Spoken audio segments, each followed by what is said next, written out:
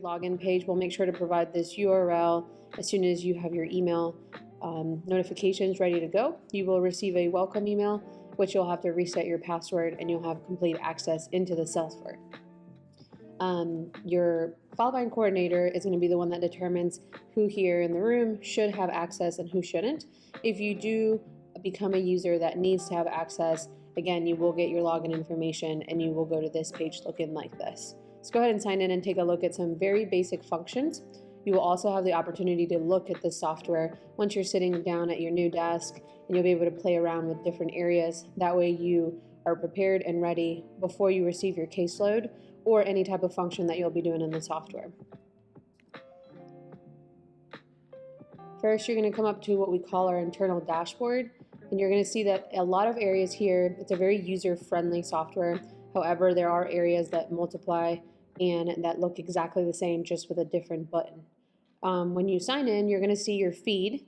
Your feed is going to be known to you as the area where anything that happens in your file, you will be able to see that notification. It doesn't necessarily warn you or tell you anything different. All it does is it lets you know there's been some movement inside of that file. Take a look at it from the left to the right. If you take a look at the menu button here on the left, you're going to have this drop down. We just talked about the feed. The next thing you're going to see is tasks.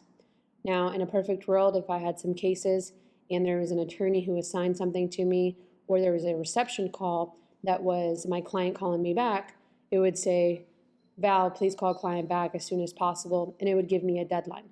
That becomes kind of your to-do list, and you would always find that here. Obviously, you want to manage this area as best as possible so that you don't have a lot of tasks throughout the day, throughout the weeks, or months, but you will have this area where you can take a look at them here.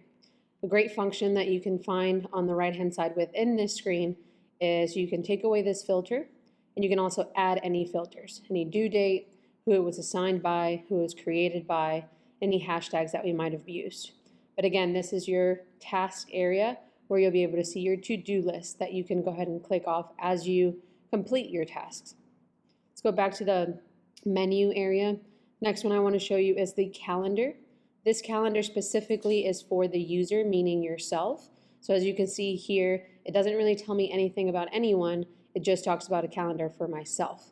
Once you guys actually are assigned to your pods, if that is what your position here is at Bader Scott, you will be able to see that you'll utilize more of your attorney's calendar where you can see everything that's going on. Normally, each attorney has 2 assistants or more. Therefore, you want to make sure that you're working off of one calendar, not 3 multiple ones, so that you don't miss or double book your attorney for anything specific on such a date. Dates that you would normally see on these calendars would be hearing requests and maybe some medical appointments and possibly some hearing dates for anything workers' comp related. But again, once you guys get to go into your groups, you'll be able to see this mainly on your attorney's calendar rather than on this calendar here. Let's take a look at another function. We also have a new feature called Project Hub. This allows you to see specifically in all of our cases throughout the software. You want to make sure that you're only looking at your projects. You want to make sure that you are either the primary, the admin, or the follower, all 3. And that way you're able to have kind of a running list for yourself as to what you are assigned to. But again, once you take a look at this, when you have information in the system, it's going to be a little bit easier. All right, let's take a look at the very last thing I want to show you here. For reports, we're going to want to either build them, which we'll show you separately how to do that, and then you can also save them so that you have them ready to go for yourself. So in the next lesson, you'll be able to see the build reports, and you will be able to create any type of report you want. So a report would be something like your case list with a case grade, face, and anything that is going to tell you exactly where you stand with your cases. All right, guys, so that is our main dashboard. Now let's go ahead and take a look and look for some actual things inside of the project. This little circle here you see on the right-hand side is going to be my profile, my notifications, and account settings. You don't want to mess with those. Normally your Filevine coordinator is going to fix this right up for you on day 1, and then you shouldn't really have to touch them. You don't want to add a picture. You do want to leave the icon as is. Once you click into my profile, it should have your first and last name, If you're someone that has a double last name in the system, then we want to make sure we do a hyphenated or that we add something a little extra so we can tell that there's a different type of individual. Some of us here at the firm might have the same name, like myself, but we'll make sure to separate it and make sure that you are differentiating between the people.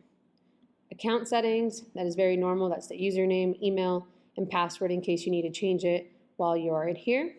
We'll make sure to set this up for you like I mentioned. And then notifications, it'll be the way that it's intended for the firm as to what type of notifications you want set up. And again, this Filevine coordinator will show you more specifically and explain to you all of these different functionalities that we have available. All right, so now let's go and try to find a project. So I always want to remind you that with your Filevine button at the top, your icon, this will always bring you what we call back home to the dashboard, which would be your feed. If we're trying to look for a project, you're going to go to the search for a project option on the right-hand side. You can do two things. You can actually start typing and it will provide whatever person you're looking for. Or if you just simply click on it like I just did myself, it'll show you any of the last files that you have just touched. So for this example, we are just going to go and find a old type of claim. Like I mentioned, there is a workers' comp portal and there's a PI portal. We'll take a look at both very briefly just so that you can see the difference. And then as you get into your groups and you're doing deeper training, you will specifically learn all of the areas for your specific type of portal. So again, let's start from the left to the right. You're going to take a look at the icon here. Now this icon looks very similar to ours. However, this is for your client. If you click on that, it's going to give you the contact card for the client where you can update normal things like name, date of birth, telephone number, email address, addresses. Very important thing to remember here is you do want to add as much as you want. You don't want to delete anything just in case you ever need any of that old information. But this is what we call our contact card for this specific client. Now, in workers' comp, you are going to have the style of the claim that is going to be the last name, first name versus the name of the company that we are pursuing a claim against. You are also going to have the first and last name of that person, telephone number, and email address, just as you did once you click that contact card. Now, if you hover over this area, this is what we call the vitals area. Once you take a look at this in deeper training, you're going to understand what it all means. But for now, just understand these are your vitals. These are your most important pieces of information that can determine where exactly you are in a file and what contact information you need, such as an adjuster or opposing counsel, if any. If you want to look for a couple more vitals, you're going to click where it says More Vitals. And that is going to bring you down one more section that is mandatory on every single one of these Filevine files. That is going to be the email address that is connected directly with your portal and the texting number. Now again, remember this is very important. These two things are only to be used with this file. Every single file has their own individual phone number for texting, and every single file has their own individual email address. That way you can connect emails from Outlook directly into the software here. Everything else you've already seen. Let's go ahead and continue to the face here. There's going to be different types of faces that you're going to want to utilize. Depending on where your claim stands in workers' comp, you're going to want to use that. So for right now, this claim is in non-litigated, meaning that we are not going to court. Everything seems to be going great. However, if we need discovery, deposition, or we are already scheduling a mediation, then we would change the face to that specific face, and then that would let you or anyone know specifically what type of file you have. All right, and lastly, just to finish out for our basic training here, on the left-hand side, you're going to have your column with all of your different tabs that have great amount of information. It's going to allow you to take a look for anything from activity to the intake information, any parties involved, any litigation that might be available, documents, negotiations, expenses, settlement information, and of course, who's on the team, which is going to allow people to delete or not delete any entries in this specific project. The last thing that I'll show you, which is something where you will live majority of the time in these projects, will be this activity tab. Again, very user-friendly. It's very much like a Facebook. You're going to be able to write a note right up here where it says write note. You can write text messages, And the other last thing that you're able to do is to connect emails that have been sent to the file so that you don't miss anything. And it looks like this. So if there's notes in the file, you're going to see this little icon and you're going to see exactly who wrote it, at what time and what date. And you're able to continue that streamline of notes. Secondary type of activity item that you can see is a email. It will look similar to literally the email that was sent, but it will be attached to this file only if and when that project email is used here for it to attach.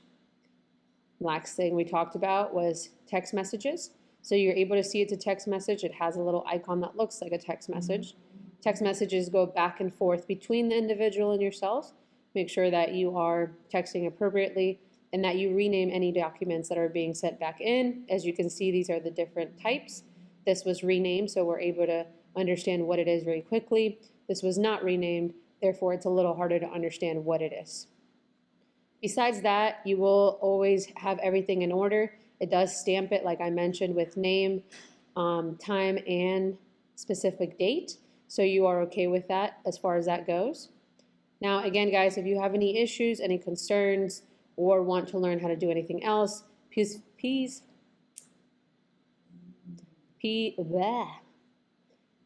free to go ahead and contact Filevine at baderscott.com.